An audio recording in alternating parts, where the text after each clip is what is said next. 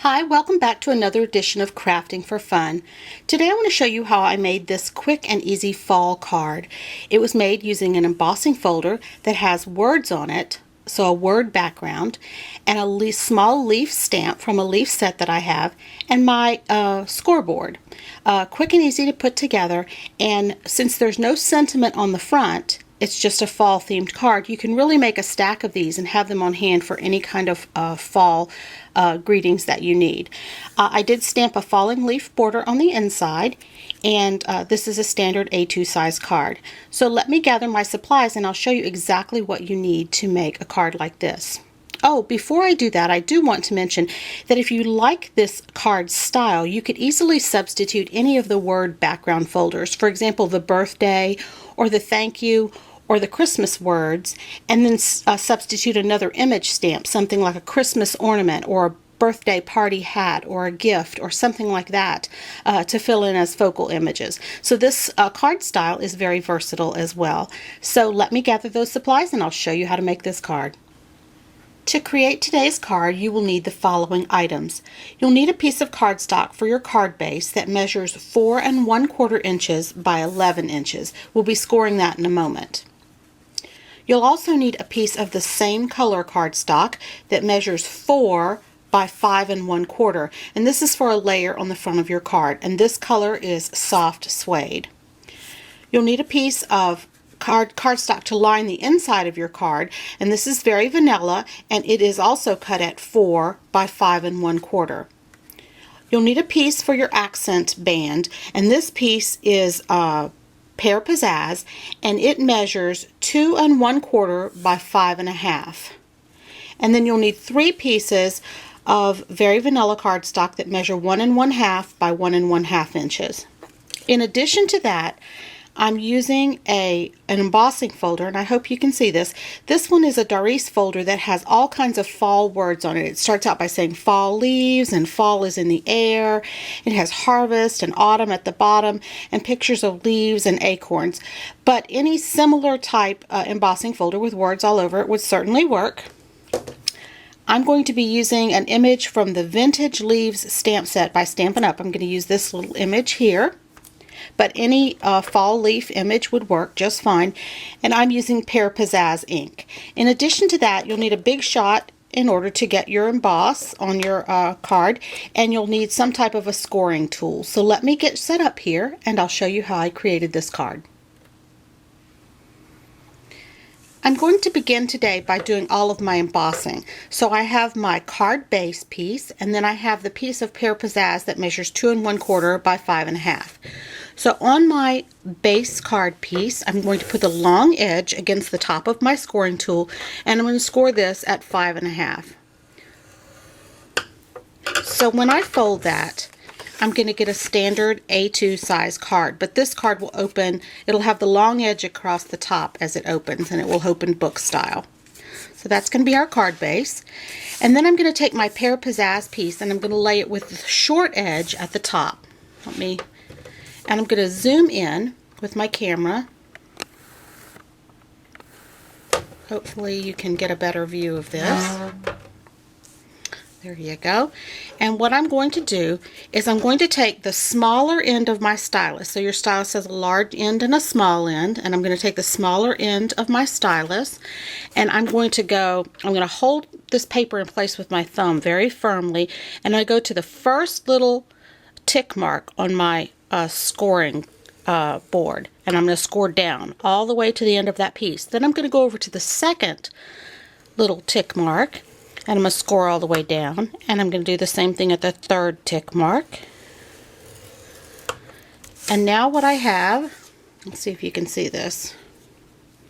Don't know if that's going to show up very well, but I have 3 horizontal score lines. So then I'm going to put my piece of paper back in so my score lines are here, and I'm going to repeat the same thing on the other side. I'm going to take the first little score mark and go all the way down.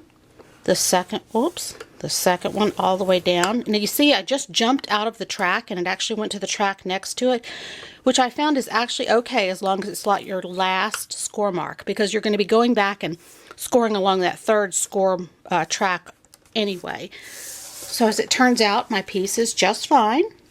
and there's no damage. So there you go. So 3 score lines at the top and 3 score lines at the bottom. And that's just to add a little additional interest to our finished project.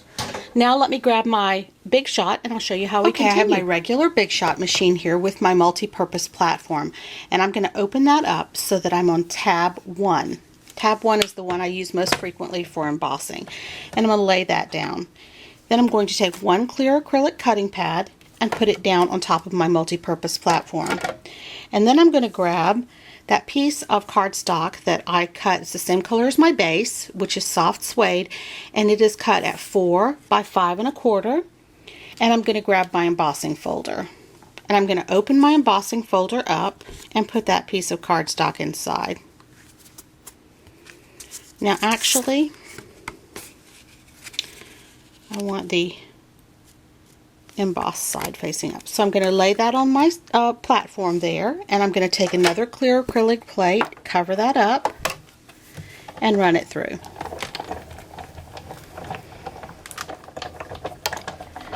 And I usually just run it back just to make sure I got a really good emboss. And now I'm all finished with my Big Shot machine, so I'm going to set that aside. And we're ready to start assembling our cards. So I have my embossed piece here. I've got a really good emboss on that. And I have my liner piece and my card base piece and my accent piece. And all I need to do now is do a little stamping. So let me get set up and I'll show you how I'm going to stamp the images that'll be the focal point for my card. Okay, I am back and I'm ready to begin stamping. I have my work surface here, which is just a regular stamp mat, and I put a half a sheet of just regular notebook paper down to protect my work surface because I'm actually going to be stamping off of the edge. And then I have my little 1.5 by 1.5 inch pieces of very vanilla cardstock that I'm going to stamp on. I'm using Pear Pizzazz ink, and I have my leaf stamp ready to go on a small block. So I'm going to ink my stamp up, and the first one I'm going to stamp in the upper left hand corner, and I'm going to kind of just get a portion of the leaf. It's the majority of the leaf. Then for the second one I'm going to stamp in the lower left hand corner, and I'm turning my stamp to get a different orientation, and I'm just stamping in the lower left hand or lower right hand corner. And then for the third one I think I'll stamp in the upper right hand corner. And again, I want to get a different orientation of that same leaf. So there we go. I have my leaf stamped, a portion of my leaf stamped on each of those 3 blocks. So let's see what we have here. And that's what we have. So now we're ready to go ahead and assemble our card. So I'm going to take my leaf images, set my stamp mat aside, and first I'm going to bring back that card base, and I'm going to use a bone folder to burnish that edge to get a nice tight crease. I'm going to take my embossed piece. This has my fall words on it. I'm going to turn it over and add some adhesive on the back. And I'm going to center that on the front of my card. Now since it is soft suede on soft suede, it's a bit difficult to see. So I'm going to line it up the best I can, and I'm not popping that up at all. And then I'm going to take my green piece. Now you can decide whether you want the embossed side to show or the debossed side. And in this case, I think I'm going to use the debossed side. I usually use the embossed side, but I'm going to be a bit different. I'm going to add adhesive on all 4 sides of this piece, maybe a little in the center. And then I like to line it up so that my long edge is right underneath that first set of words, the falling leaves, and it actually ends up being just above the harvest and the autumn at the bottom. So if you have this embossing folder, it's really easy to line it up, but you can kind of play with what looks best for you.